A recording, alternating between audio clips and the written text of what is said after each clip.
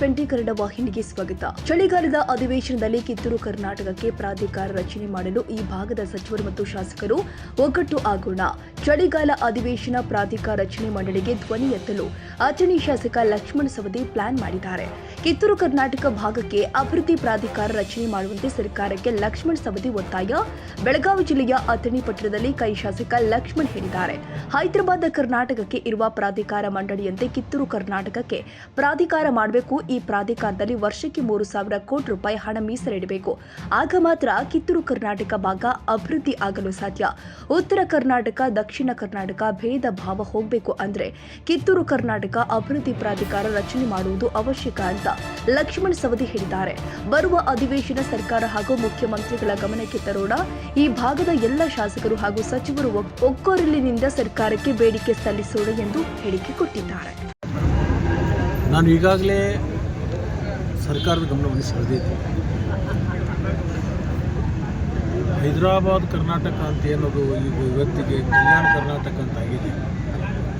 ಅದು ಹಿಂದುಳಿದಿರ್ತಕ್ಕಂಥ ಪ್ರದೇಶ ಅಂತಕ್ಕಂಥದ್ದನ್ನು ಅಭಿವೃದ್ಧಿಪಡಿಸಿ ಸಮಾನಾಂತರ ಅಭಿವೃದ್ಧಿಗೆ ತರಬೇಕು ಅಂತ ಹೇಳಿ ಸರ್ಕಾರ ಚಿಂತನೆ ಮಾಡಿಕೊಂಡು ಅಲ್ಲೊಂದು ಅಭಿವೃದ್ಧಿ ಮಂಡಳಿಯನ್ನು ಬಹಳ ದಿವಸದಿಂದಲೇ ಸ್ಥಾಪನೆ ಮಾಡಿದೆ.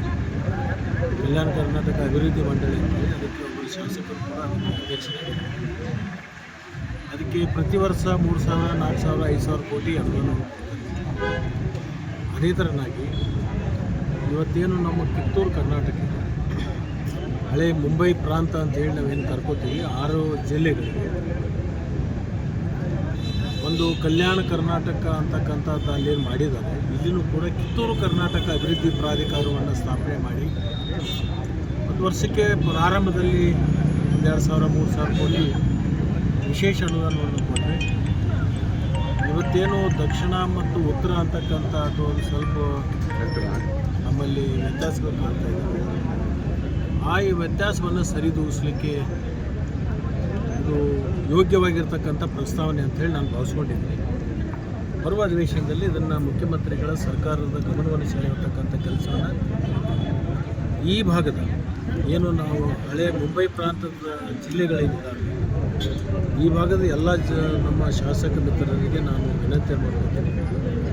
ಇದು ಒಗ್ಗಟ್ಟಿನಿಂದ ಸರ್ಕಾರಕ್ಕೆ ಗಮನಕ್ಕೆ ತರೋದ್ರ ಮುಖಾಂತರ ವಿಶೇಷ ಅನುದಾನವನ್ನು ನಮ್ಮ 5-6 ಜಿಲ್ಲೆಗಳಿಗೆ ಒಂದು 4,000 ರಿಂದ 5,000 ಕೋಟಿ ಮುಂದಿನ ಬಜೆಟ್ನಲ್ಲಿ ಇದನ್ನು ಮೀಸಲಾಗಿಡಬೇಕು.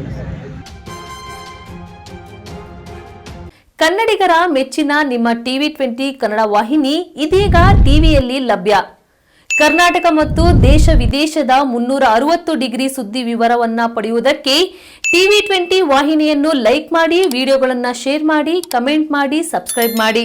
HCN ಕೇಬಲ್ 842 ನಂಬರ್ನಲ್ಲಿ ಹುಕ್ಕೇರಿ ತಾಲೂಕು ಹಾಗೂ ಸಂಕೇಶ್ವರದ ಸುತ್ತಮುತ್ತಲಿನ ಹಳ್ಳಿಗಳಲ್ಲಿ ಲಭ್ಯ. PCN ಕೇಬಲ್ 129 ನಂಬರ್ನಲ್ಲಿ ಹಾರುಗೆರೆ ಸುತ್ತಮುತ್ತಲಿನ ಹಳ್ಳಿಗಳಲ್ಲಿ ಲಭ್ಯ. ರಾಯಬಾಗ್ ಡಿಜಿಟಲ್ ಚಾನೆಲ್ ಕೇಬಲ್ 80ನೇ ನಂಬರ್ನಲ್ಲಿ ರಾಯಬಾಗ ತಾಲೂಕಿನ ಸುತ್ತಮುತ್ತಲಿನ ಹಳ್ಳಿಗಳಲ್ಲಿ ಲಭ್ಯ. UDCN ಕೇಬಲ್ ನೆಟ್ವರ್ಕ್ ಉಗಾರ ಸುತ್ತಮುತ್ತಲಿನ ಹಳ್ಳಿಗಳಲ್ಲಿ ನಿಮ್ಮ TV20 ಕನ್ನಡ ವಾಹಿನಿಯೂ ಲಭ್ಯ.